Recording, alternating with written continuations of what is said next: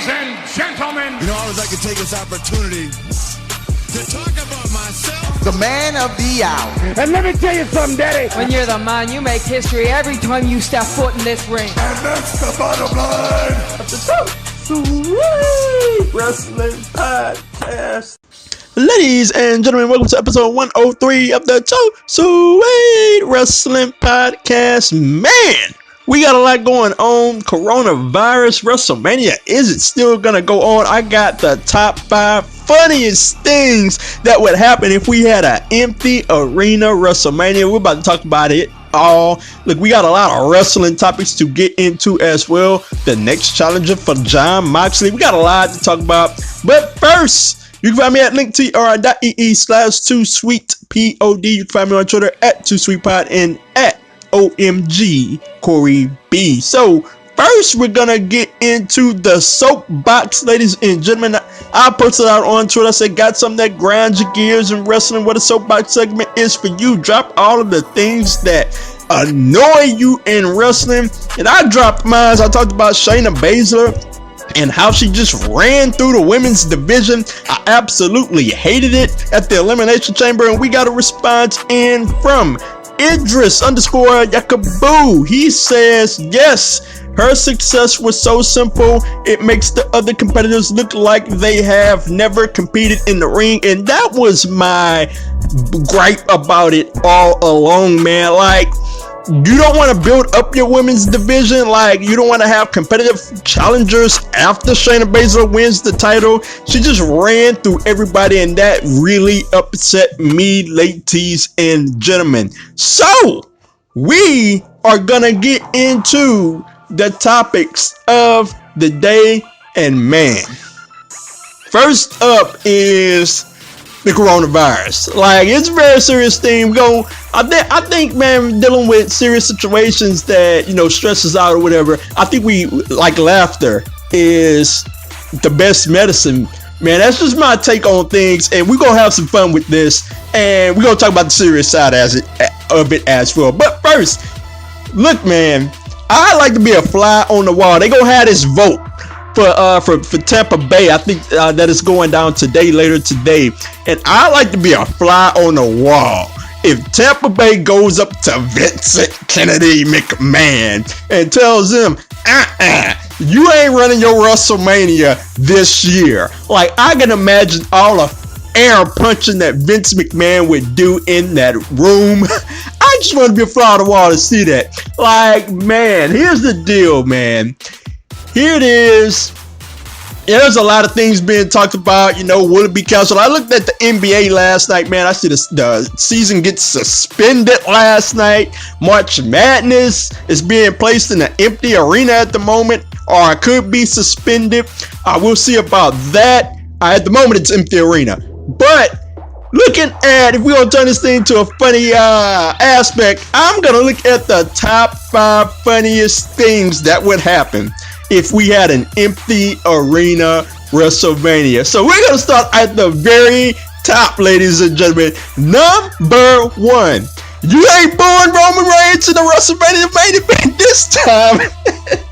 Like, nah. Like, if we do an empty arena WrestleMania, they can finally have Roman Reigns in the main event. The crowd not gonna overtake the match. They cannot go shut down the match because there ain't gonna be no crowd. Roman Reigns could be in the main event. He ain't gonna get booed one lick. So moving on to number 2, ladies and gentlemen.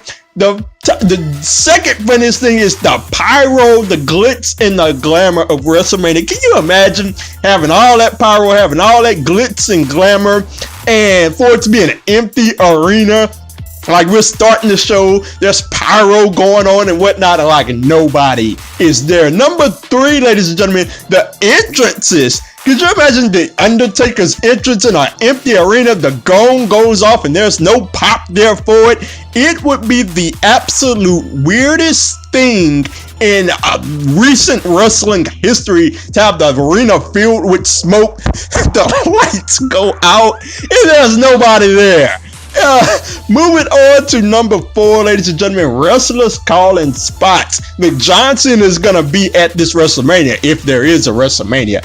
And look, he is the loudest spot caller in wrestling history. Like, Johnson is gonna be echoing off of that arena. It's not the arena, SoFi Stadium, when he's calling spots. Moving on to number 5, the announcers doing their job. Like, could you imagine Michael Cole saying it's boss time in an empty arena? Wouldn't that be the weirdest thing ever? He already gets on my nerves. You mean to tell me there's not going to even be fans there? It's just going to be Michael Cole and Corey Graves and whoever else? That would drive me crazy, but it would be hilarious. So, man, at the end of the day, ladies and gentlemen, here's my thing. They gotta cancel it.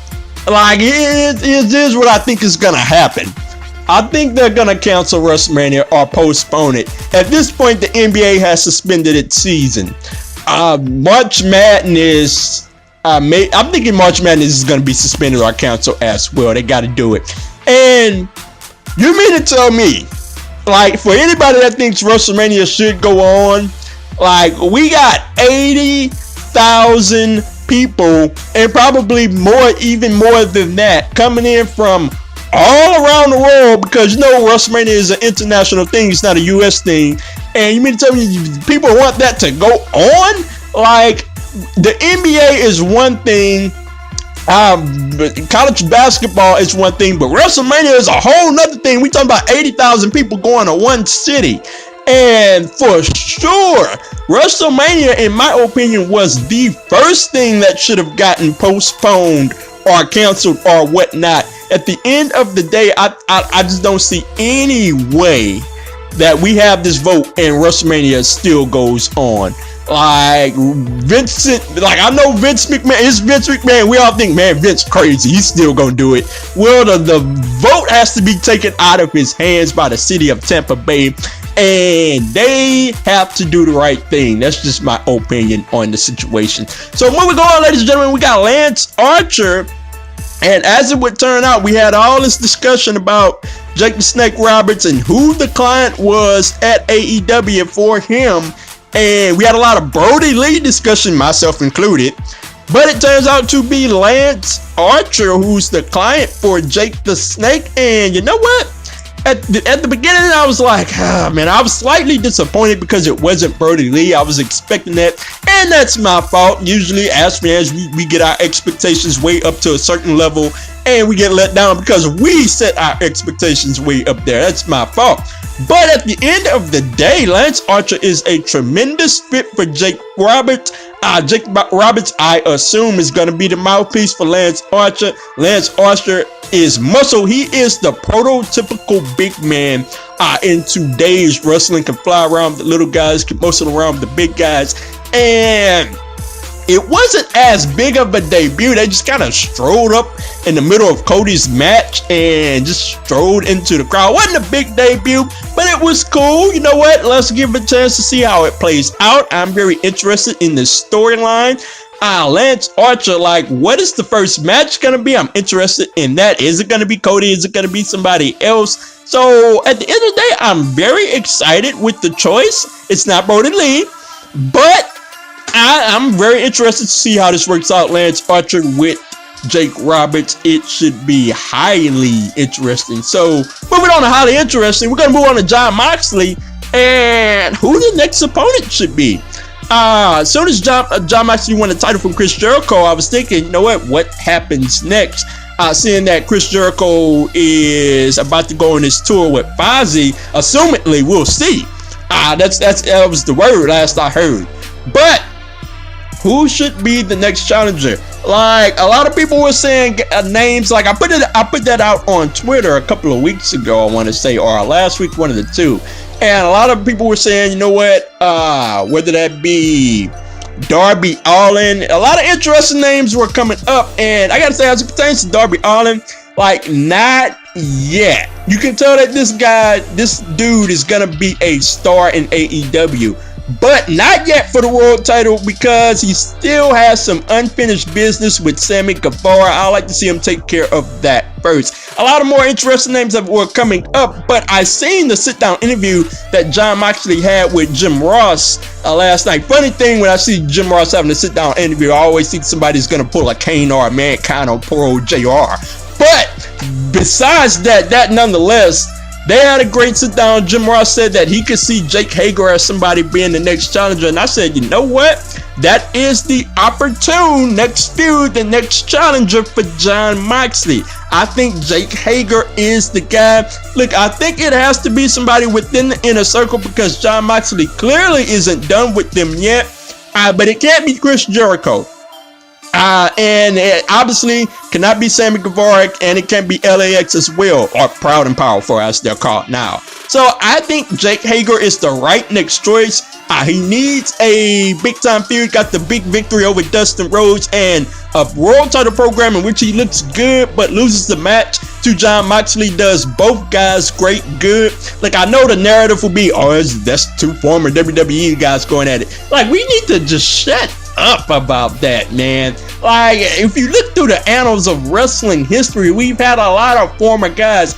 Man, if you just look at WWE right now, look at all of the former Ring of Honor guys, look at all of the former Impact Wrestling guys going through that. So they're gonna be guys that come from somewhere once they land in the company. That's just my opinion on the take.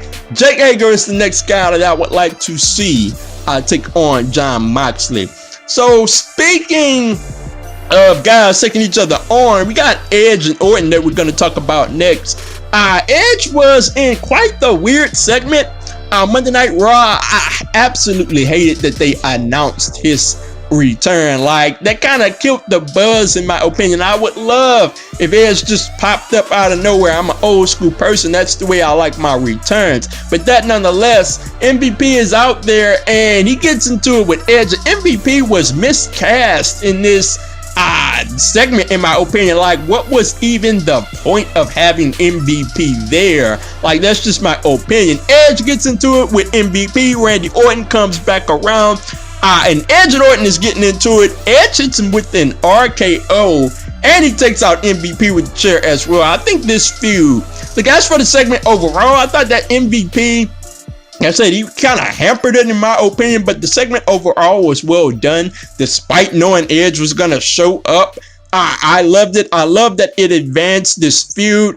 In the meantime, I'm very interested to see how much more they build this thing up, and I'm very excited, man. Edge versus Orton is the most interesting match on that WrestleMania card, and by far, to me, in my opinion, I don't think it should be the main event, but it is the most interesting match on that card. Stay tuned, ladies and gentlemen.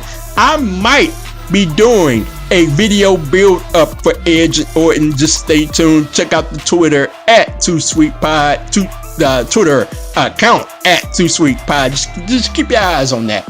Moving on, ladies and gentlemen. Speaking of things we got to keep our eyes on, Ricochet. Like, man, we see the report that Vince McMahon has fallen out of favor with Ricochet, and we got this word going around that I really think wrestling fans use too much, and that word is buried. And like, okay, Ricochet lost the match to Brock Lesnar in unspectacular fashion in like 5-6 minutes. It was horrible. And clearly he lost the match for in the 24/7 title match. He lost that as well. So you're thinking, man, what the heck is going on with Ricochet? And I hope that, man, Ricochet is so talented, and if used right, the dude could be a star on the roster. That's just my opinion on the take. So I hate to see him going through this. I don't know if the report about Vince McMahon is true or not, because the last report I seen like that, it was that Vince McMahon had fallen out of favor with Shayna Baszler. And you see what's going on with her right now. So I don't know what to believe on that report. At the end of the day, I just hope WWE uses Ricochet better. I hope the best for the guy, because like, that's clearly that's a star in the company. He has it all, in my opinion. That's just my take on it. And I just hope that, look, man, use the guy right, or send him back to NXT. If you're not going to use him right, let him go to NXT. Send him back to Triple H. Triple H is going to know what to do with him. That's just my take on the situation. So moving on, ladies and gentlemen, we're going to hop into some Impact Wrestling as I take a sip of water here. We got Michael Elgin and Eddie Edwards. They had a best of match and got down to the final match. They're fighting over the Call Your Shot trophy. And what we had on Impact was a fantastic matchup. And look, man, I don't like confusing endings. Not necessarily confusing endings, but I don't like non-simplistic endings to matches. That's just me. What we had was Eddie Edwards getting the pin, but Michael Elgin had him in a submission as well. So we had a Eddie Edwards tap out and a pinfall from Eddie Edwards. So we had a dispute there. We had two referees out, and I didn't necessarily like the ending to that matchup. But at the end of the day, Tessa Blanchard comes down, and the winner was slated to get a title shot versus Tessa Blanchard at Rebellion. Tessa Blanchard says, you know what, I'll take both of you on. And we have ourselves a triple threat match at Rebellion. And I gotta say that it is gonna be a tremendous matchup. I gotta say that, you know what, man, Tessa Blanchard needs some type of momentum in this matchup. So if Impact is going to roll on with this Tessa Blanchard title reign, it has kind of hit a drag a little bit since she won it. She really needs a defining victory outside of her championship win. So that would be it against against either Elgin or Edwards. Either that or they got to pull the plug if they feel like it's not going as well as they thought. So I'm very interested in this matchup to see how it turns out, where Impact will go with it. But the ending to the Elgin and Edwards on the last Impact I didn't really like, but we'll see how the triple threat goes. Speaking of things I don't really like, Rob Gronkowski. Like, I'm sitting there watching WWE backstage, and you know what? I missed the beginning of whatnot, so I just so happened to turn it on. And right when I turned it on, Ryan Satin is on there, and he said that WWE and Rob Gronkowski are in negotiations to sign Gronk to WWE, and it is official. Gronk is in WWE, and man, I don't like it, bruh. Why does WWE have to be the retirement home for all of these athletes? Like, Cain Velasquez is through with UFC, and WWE is the retirement home. I know Cain Velasquez did some stuff in other places, I think in AAA, but like WWE is just the retirement home for these guys, and like anybody can come in. Tyson Fury can come in. He's not retired, but he can come in and be in WWE. And now we have Rob Gronkowski. Like, I don't like it because this is taking away opportunity. Whatever they do with Gronk, I don't know what it is. It's going to take away opportunity from another deserving guy. And that is something I don't like to see, ladies and gentlemen. Like, at the end of the day, like, Rob Gronkowski is harmless, but I'm not interested in this. I don't see what it does for WWE. Like, it doesn't generate any type of revenue for WWE. Like, Rob Gronkowski is not that guy anymore. He's retired. He's not all that interesting to me, but we'll see how it turns out. So, moving on to seeing how things turn out, man. Gargano and Ciampa on the most recent episode of WWE NXT. Look, initially, I think it was 2 weeks ago, I said that I am not interested in this feud. Like, it has been done one or two too many times for me to get interested in it this time. Nevertheless, that was a hell of a brawl last night.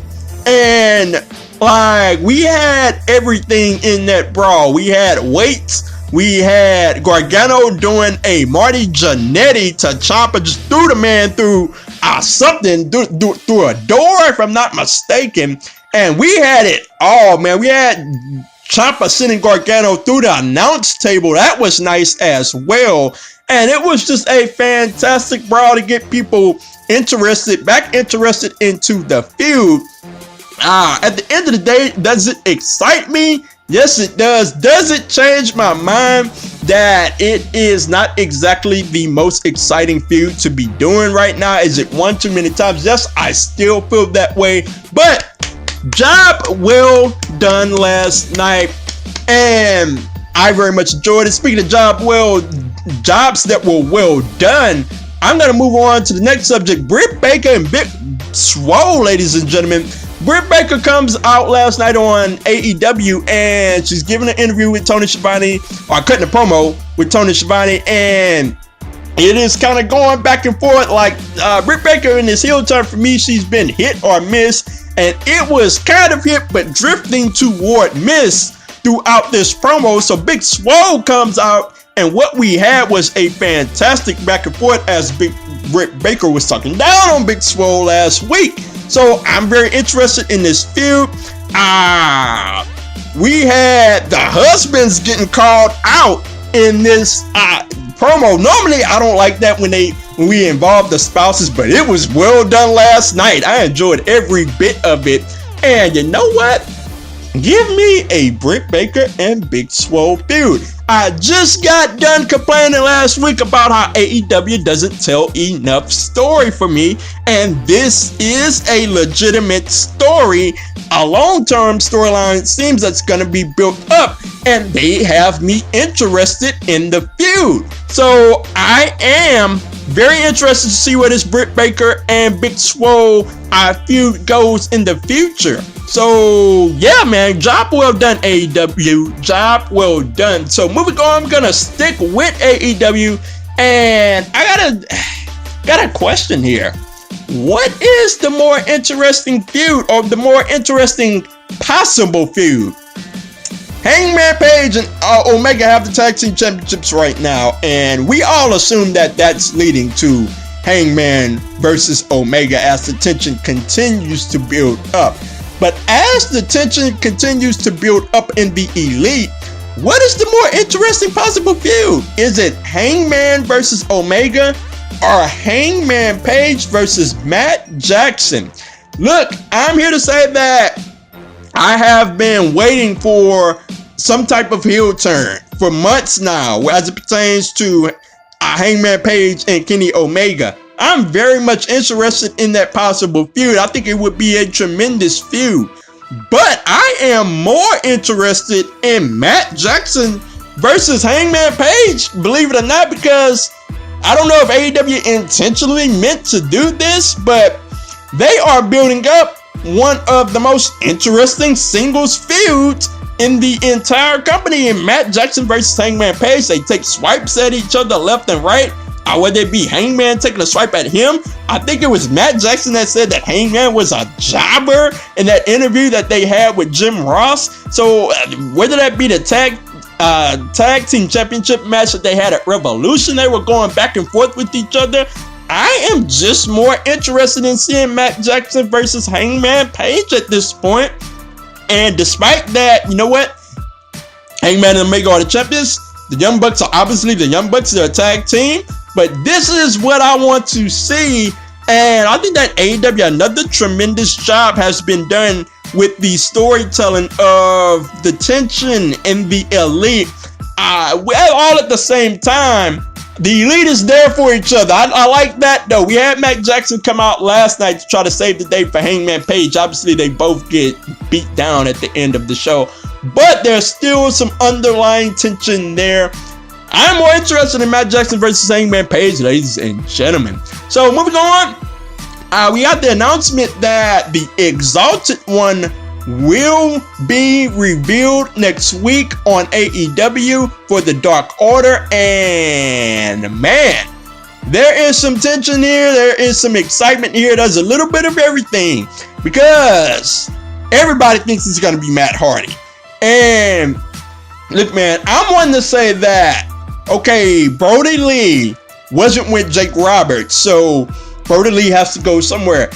Could it be Brody Lee? You know what? I wouldn't be disappointed if it were Brody Lee. I think he would be a tremendous addition, and it would be nice to bring up a young guy such as him into a stable that needs something, that needs excitement. Brody Lee would be tremendous. A debut for him as the Exalted One would be tremendous. I think as it pertains to the wrestling community overall, I think people would be let down if it were not Matt Hardy at this point. Everybody and their mothers are thinking, okay, Matt Hardy as the Exalted One. Look, man, we'll see what happens at this point. The Exalted One is coming next week. I am very excited. and we'll see how it turns out. Speaking of very excited, man, I'm going to talk about wrestling crowds, man. It's something that I just noticed over watching AEW, man, versus WWE. How is it that, I watch a WWE show, whether that be Raw or SmackDown, and I watch the AEW show, and the crowds are just completely different, man. Like AEW, I haven't seen a bad AEW crowd yet as it pertains to AEW Dynamite. And like, the only way I can explain this is that, man, there is just a certain hunger for an alternative, and AEW has been that, in my opinion. They haven't been perfect, but they have been an alternative, in my opinion, and the crowds just thrive on that. And clearly AEW is fresh and it is new, so the crowds thrive on that as well. We have had some tremendous crowds for AEW Dynamite, and I guess it's just for the fact that WWE is so formulaic. Raw is the same thing every week, it seems, or at least SmackDown. I'm gonna tell you about SmackDown for sure. It's the same thing that we see every single week. So the crowds just kind of get used to that. And what we've gotten used to with AEW is tremendous matches week in and week out, tremendous programming week in and week out, and the crowds just exemplify that. So job well done to AEW. I love these crowds, and like, it is just a stark difference between the AEW crowd and the WWE crowd, in just my opinion. We'll say, like, I wish WWE, like, the crowds used to be amazing, just not so much anymore. So moving on to the final topic of the day, blood and guts. Look, man, I seen this promotional commercial at Revolution, and the first thing I said was, man, that is going to be an awesome pay-per-view for AEW. And sure, we're getting the Elite versus the Inner Circle.